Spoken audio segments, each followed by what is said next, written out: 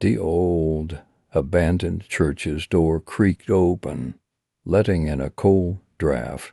The saint statues were lost in shadows, and the faded frescoes on the walls were indistinct.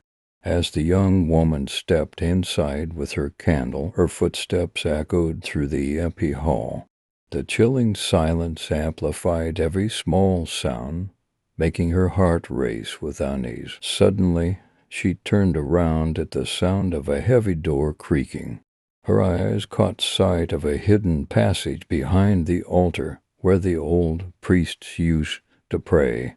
The narrow entrance was covered in dust and cobwebs, suggesting it hadn't been used in years.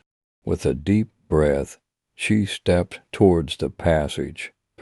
She passed through the dark passage and found herself in a shadowy forest.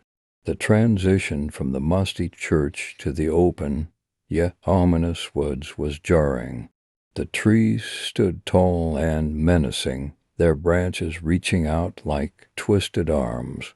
The air was thick with an eerie silence, broken only by the sound of her cautious footsteps. As she moved among the trees, she heard whispers behind her. Her eyes widened with fear as shadows transformed into dark, shifting figures. The forest seemed alive with unseen eyes watching her every move. Panic began to set in, but she pressed on, her candle flickering as if sensing her dread. Suddenly, a massive creature appeared before her. It was unlike anything she had ever seen, with glowing eyes and a hulking form. Her heart pounded wildly as the creature's presence filled her with an overwhelming sense of terror.